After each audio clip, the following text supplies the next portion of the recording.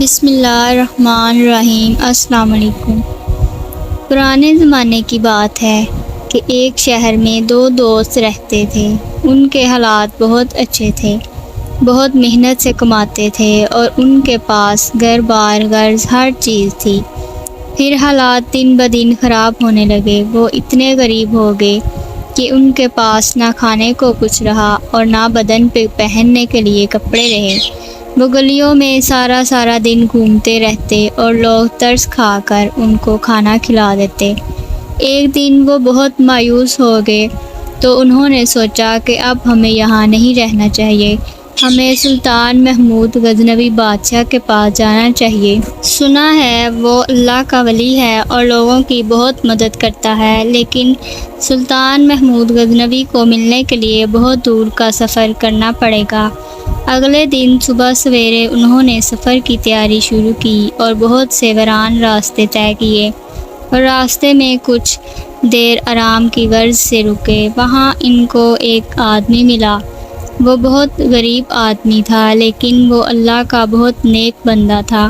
اس نے دونوں آدمیوں سے پوچھا، ایسی کیا وجہ ہے کہ تم لوگ اتنے ویران علاقے میں سفر کے لیے نکلے ہو؟ انہوں نے کہا کہ ہم اپنا شہر چھوڑ کر سلطان محمود غزنوی کے پاس جا رہے ہیں کہ وہ ہماری مدد کرے۔ ہم بہت غریب ہو چکے ہیں، ہمارے پاس 2 وقت کی روٹی کے پیسے بھی نہیں۔ محمود غزنوی نے کبھی کسی کو خالی ہاتھ نہیں لوٹایا۔ انہوں نے اجنبی شخص سے پوچھا، بھائی تم کیوں سفر پر نکلے ہو؟ اس آدمی نے کہا، میرا بھی کچھ ایسا ہی معاملہ ہے، میں بھی بہت غریب ہو چکا ہوں، لیکن مجھے کسی بادشاہ سے کچھ نہیں لینا، مجھے تو اس سے لینا ہے جو بادشاہوں کا بادشاہ ہے۔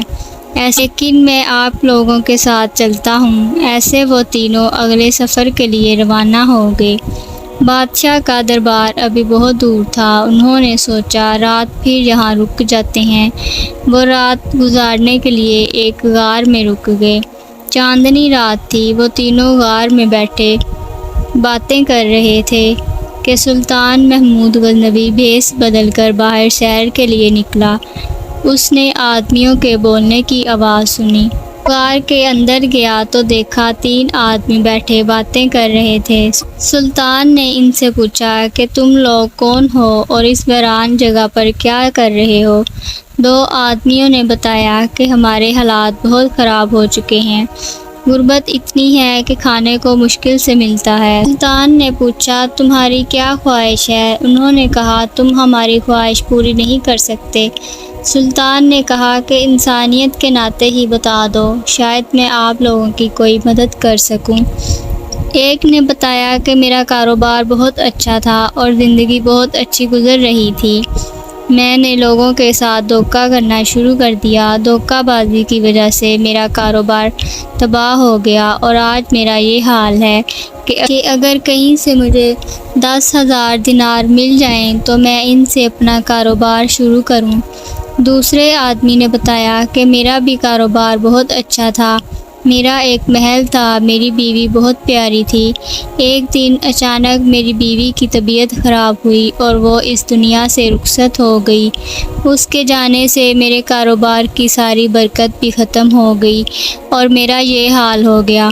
میں سلطان محمود غزنوی کے شہر اس لیے آیا ہوں کہ شاید وہ مجھے کوئی کنیز دے اور کاروبار کے لیے مجھے کچھ دینار دے۔ سلطان نے تیسرے آدمی سے پوچھا، کیا تمہاری کوئی خواہش نہیں؟ اس نے کہا، میں اپنی ہر خواہش اپنے رب سے بیان کرتا ہوں جو زمینوں اور آسمانوں کا بادشاہ ہے، اگر وہ چاہے گا تو مجھے دولت بھی دے گا اور بیوی بھی دے گا۔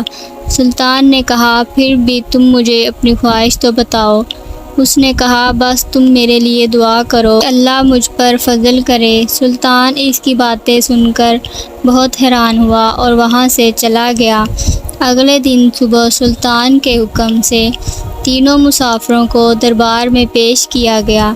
وہ دیکھ کے حیران رہ گئے کہ رات والا وہ شخص سلطان بادشاہ تھا۔ بادشاہ نے تینوں سے ان کی خواہشات پوچھی۔ تو دو آدمیوں نے اپنی وہی خواہش ظاہر کی اور تیسرے آدمی نے پھر وہی بات کی کہ میں اس سے مانگتا ہوں جو بادشاہوں کو بادشاہی دیتا ہے۔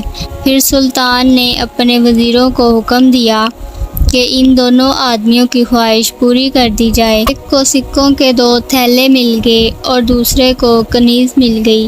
وہ تینوں بادشاہ کے حکم سے واپس اپنے وطن کی طرف چلے گئے۔ راستے میں جس شخص نے اپنے سکوں کے تھیلے اٹھائے تھے وہ تھک گیا تو اس نے نیک آدمی سے کہا، بھائی تھوڑی دیر کے لیے میری مدد کرو اور یہ تھیلے تم اٹھا لو۔ دوسری طرف سلطان نے اپنے غلاموں سے کہا کہ اس تیسرے شخص نے مجھ سے نہ مانگ کر میری توہین کی ہے، اس کی سزا یہ ہے کہ اس کا سر قلم کر دیا جائے۔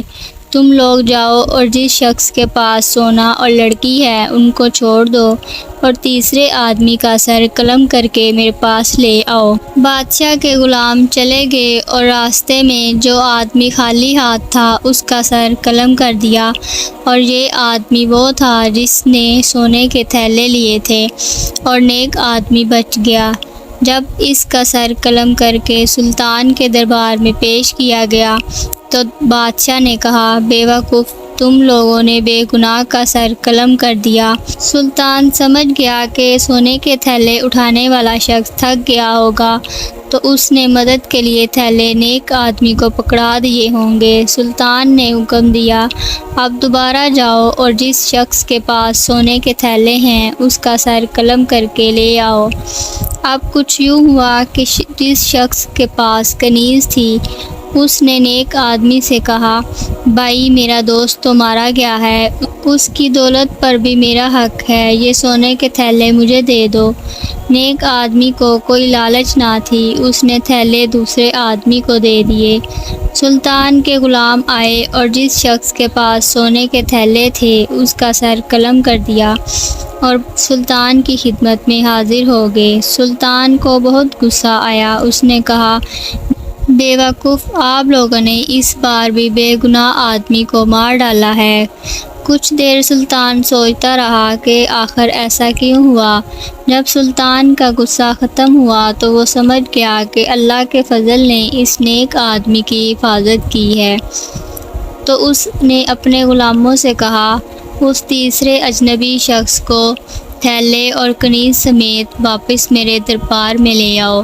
غلاموں نے ایسے ہی کیا۔ جب نیک آدمی بادشاہ کے پاس آیا تو اس نے بادشاہ سے کہا، تم نے ان کی خواہش تو پوری کر دی لیکن بدلے میں ان کی جان لے لی۔ بادشاہ تھر تھر کانپنے لگا۔ اس نے نیک آدمی سے پوچھا، میں ایسا کیا کروں کہ اللہ مجھے معاف کر دے؟ نیک آدمی نے کہا، پہلے تم سچے دل سے اللہ سے توبہ کرو اور کچھ دولت ان مرنے والے آدمیوں کے خاندانوں میں تقسیم کر دو تاکہ وہ آرام سے زندگی گزار سکیں۔ بادشاہ نے فوراً ایسا ہی کیا۔ بادشاہ نے نیک آدمی سے کہا، اب تو تم مجھے اپنی خواہش بتا دو۔ نیک آدمی نے کہا، مجھے ایک دکان چاہیے جس میں میں اللہ کے فضل سے اپنا کاروبار شروع کروں اور میں آپ کا سارا پیسہ لوٹا دوں گا۔ بادشاہ نے فوراً ایسا ہی کیا اور نیک آدمی سے کہا، آپ میرے لیے دعا کر دیں کہ اللہ مجھے معاف کر دے اور آپ مجھے ہر جمعے ملنے آیا کریں تاکہ مجھے آپ کی صحبت مل سکے۔ تو دوستو، میری کہانی آپ کو اچھی لگی ہے تو لائک کریں، شیئر کریں اور میرے چینل کو سبسکرائب کریں تاکہ میری ہر آنے والی ویڈیو آپ تک جلد پہنچ سکے۔